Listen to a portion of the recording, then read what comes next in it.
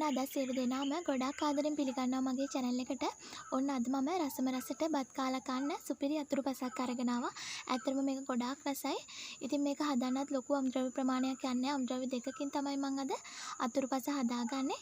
ඉතින් අපි මේ අතුරුපස හදන්නේ කොහොමද බලමු. ඉතින් තාමත් ඔයාලා මගේ YouTube channel එක subscribe කරලා නැත්නම් මේ වීඩියෝ එකට පහලින් එන රතු පාට subscribe button එක press කරලා ඒකම එන bell icon එක click කරන්න. ඔන්න මතක ඇතුවම බෙල් එක ඕල් කරලා තියාගන්න. එතකොට මෙවැනි රසවත් වීඩියෝ දාපු ගමන්ම බලා ගන්න පුළුවන්. ඔන්න දැන් අපි රසම රසට අතුරුපස හදාගමු. ඔයාලා භාජනයක් අරගන්න. මෙතෙන්දි සීනි ග්‍රෑම් 150ක් ඕනි අපිට. ඉතින් ඔයාලට මැනගන්න එකක් නැත්නම් මේ වගේ ලොකු පිරිසිකෝපයක් අරගෙන ඒකෙන් 3 කාලක් අරගන්න. ඉතින් ඒකෙන් 3 කාලක් අරගෙන ඒකෙනුත් භාගයක් අපි පෑන් එකකට දාලා සීනි කැරමල් එක හදාගමු. මෙන්න මේ විදිහට පෑන් එක වටේ කරකවමින් සීනි කැරමල් එක හදාගන්න.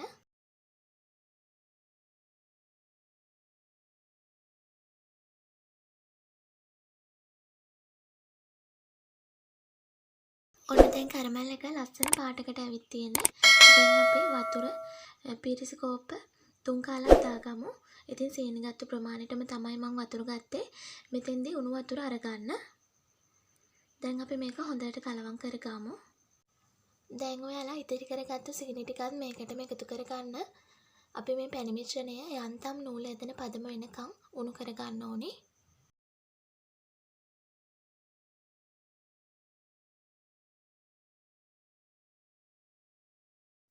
ඔන්න දැන් පැණි ටික උතුරගෙන එන්නේ.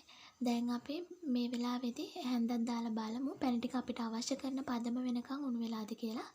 ඉතින් මෙන්න මේ වගේ හැන්දකට අරගෙන බලනකොට අන්තිම බිඳුව නූලක් වගේ යන්තමින් ඇදෙනවා නම් එන්නේ මේ පදමේදී අපි ලිප ඕෆ් කරගන්න ඕනේ.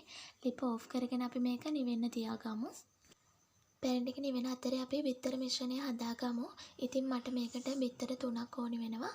ඉතින් මම අද මෙතෙන්දි ගන්නේ ලොකු බිත්තර. අපි බිත්තර වෙනම භාජනයකට කඩාගෙන බෝල් එකකට එකතු කරගමු.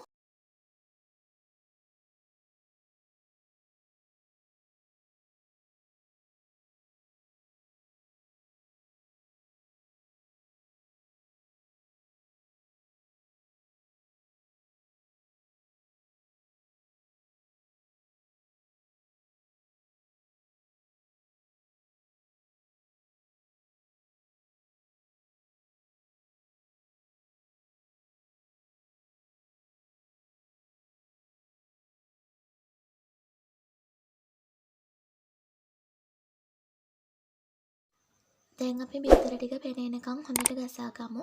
ඉතින් මම අද ගෑරුප්පෙන් තමයි මේක හොඳට ගසා ගන්න. ඉතින් ඔයාලට මෙතෙන්දී හැන්දක් පාවිච්චි කරන්නත් පුළුවන්. තියෙනවා නම් වික්ස් එකක් පාවිච්චි කරන්න. නැත්නම් බීටර් එකක් පාවිච්චි කරලා වුණත් මේ දේ කරගන්න පුළුවන්. ඉතින් ඔයාලා විනාඩි 3ක් විතර මේ විදිහට හොඳට ගසා ගන්න. ඔන්න දැන් ඔයාලට පුළුවන් පුඩින් එක රස කරගන්න. එනසල් කරල් දෙකක් හොඳට තලලා චූටියට කුඩු වෙනකන් තලලා දාගන්න. අපි මේක පෙරා ගන්න හන්දා චූටියට කුඩු වෙනකන් තලලා දාගන්න. තව පුළුවන් කරාබනට එකතු කරගන්නත් කරාබනට දෙකක් විතර තියෙනවා නම් විතරක් එකතු කරගන්න. නැත්නම් ඔයාලට සාදික්ක වුණත් චූට්ටක් ග්‍රේට් කරලා එකතු කරගන්න පුළුවන්. ඉතින් මේ දේවල් දාගත්තොත් ගොඩාක් රසයි. වැනිලාත් එකතු කරගන්න පුළුවන්. මම මෙතෙන්දී වැනිලා තේ හැන්දක් විතර එකතු කරගත්තා. ඉතින් මේ දේවල් දාගත්තාම ගොඩාක් රසයි. ඉතින් ඔයාලට මේ දේවල් එකතු කරගන්න බැරි නම් එනසල් විතරක් හොඳට කුඩු කරලා දාගන්න. ඉතින් එහෙම හදාගත්තාමත් ගොඩක් රසට තියෙනවා මේක.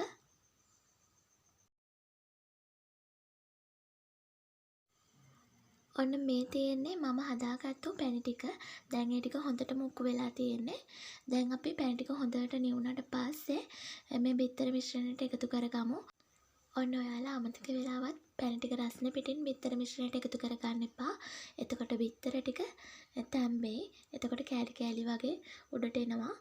ඒ හින්දා හොඳටම නිවුණාට පස්සේ මේක කරගන්න.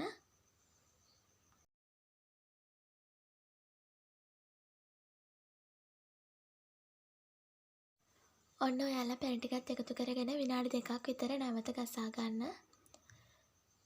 මේ පැණි ටික බිත්තර මිශ්‍රණයත් එක්ක හොඳට මිශ්‍ර වෙන්න ඕන.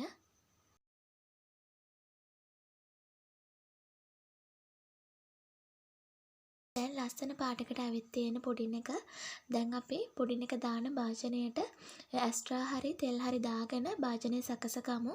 මම මෙතෙන්දී බටර් ටිකක් ගාගෙන භාජනය සකසගත්තා. ඉතින් ඔයාලට මේ වගේ තැටියක් නැත්නම් තෙල් හරි බටර් හරි ගාගත්තු පෝසිලින් කප් හරි සීනක්කු කප් වල හරි දාලා මේක හදා ගන්න පුළුවන්. දැන් අපි මේ මිශ්‍රණය තැටියට පෙරා ගමු.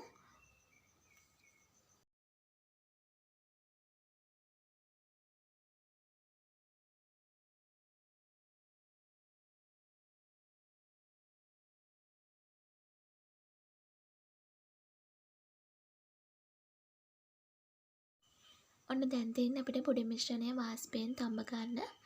ඉතින් ඔයාලට මේක රයිස් කුකර් එකක කරගන්නත් පුළුවන්, oven එකේ කරගන්නත් පුළුවන්. ස්ටිමර් එකක කරගන්නත් පුළුවන්. අපි මෙන්න මේ වගේ පුඩින් මිශ්‍රණයට හුමාලය ඇතුළට යන නිසා මේ විදිහට කවර් කරගමු. ඉතින් ඔයාලට මේක ලන්ච් ෂීට් එකක් පාවිච්චි කරලා කරගන්න පුළුවන්. ලන්ච් ෂීට් එකක් දානවා නම් උඩින් රබර් බෑන්ඩ් එකක් දාගන්න. ඉතින් මම මෙතෙන්දී කින් ෆිල්ම් එකකින් තමයි කවර් කරගන්නේ. ඉතින් ඔයාලට තියෙනවා නම් විතරක් මේ විදිහට කරගන්න. ඉතින් අපි මේ විදිහට කරගන්නේ ජල වාෂ්ප ඇතුළට යන එක වළක්ව ගන්න. ඔන්න අද මම මේක ස්ටිමර් එකේ තමයි තඹ ගන්නේ.